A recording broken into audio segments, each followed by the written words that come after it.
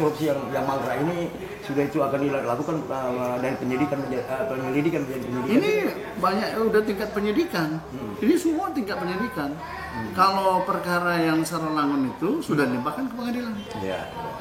Nah, dalam perkara Alkes juga minggu depan sudah dilimpahkan ke pengadilan.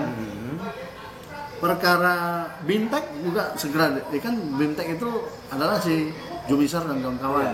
Itu ada tersangka-tersangka baru. Masih banyak yang terlibat di situ. Pipanisasi? Pipanisasi juga akan tentukan. Dulu mantan KSPU siapa? Haidir ya? Henry Sastra. Ini kan ditetapkan lagi kembali. Udah ditetapkan sebagai tersangka. Dan ada lagi tersangka yang lain, seperti kontraktornya belum. Ya kan? PPK-nya juga kan belum. Dan itu masih ke bawah. Ke atas juga kita akan telusuri. Siapa yang terlibat juga akan dilakukan tindakan hukum. Jika nanti ternyata juga kepala daerah yang terlibat juga akan dilakukan tindakan hukum. Pokoknya apabila ada 2 alat bukti akan melakukan tindakan hukum. Sudah itu kasus-kasus lain, seperti apa lagi misalnya?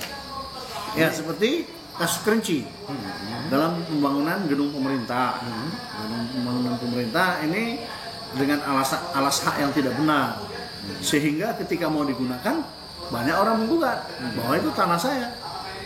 Nah ini kan sebenarnya karena tidak bisa dimanfaatkan itu total loss. Namun oleh BPK menyatakan bahwa kita akan mencari kerugian yang real, sehingga tim teknis dari Dinas PU Provinsi bersama dengan jaksa sudah melakukan observasi dan penelitian ke Kerinci, dan ternyata ditemukan bahwa ada yang kekurangan volume dan lain sebagainya.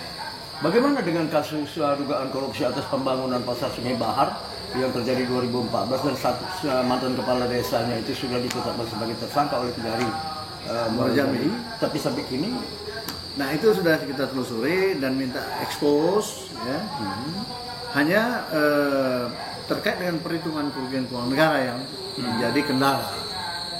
Saya sudah perintahkan apabila ada kendala untuk perhitungan kerugian keuangan negara agar didampingi oleh tim teknis, kemudian bekerja sama dengan Skopindo selaku akuntan publik untuk menghitung kerugian keuangan negara tersebut.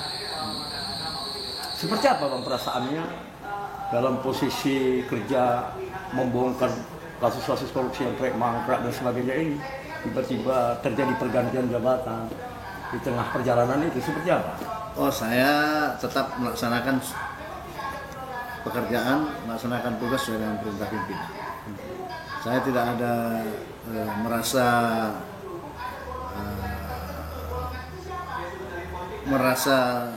tugas yang berbeda. Karena apa? Di Puslitbang ini juga dituntut suatu pemikir-pemikir untuk memberikan rekomendasi kepada Bapak Jaksa Agung bagaimana kejaksaan Republik Indonesia ini ke depan. Ini hanya berbeda dari sisi teknis dan pelaksanaan tugas sebagai Kajati dan pelaksanaan tugas sebagai Kapuslitbang.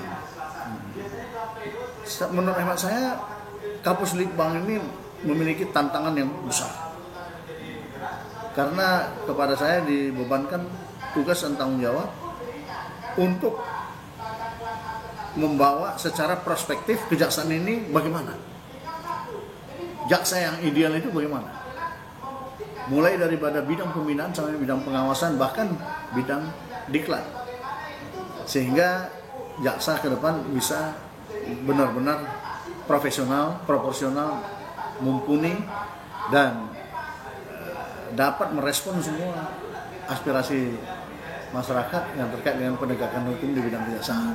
Ini kan semacam tukar posisi aja ini. Tukar posisi. Tukar posisi. Artinya apa harapan Pak Jan sendiri kepada pengganti saya? Saya berharap nanti Ibu Nurwina, Kepala Kejaksaan Tinggi Jambi yang baru, akan meneruskan semua karya-karya yang sudah berjalan dan dituntaskan, sehingga masyarakat merasa dan mengalami bahwa penegakan hukum yang dilakukan oleh kejaksaan adalah sesuai dengan aspirasi rakyat, sesuai dengan ketentuan undang-undang. Oke, terima kasih nih Pak Don. Terima kasih.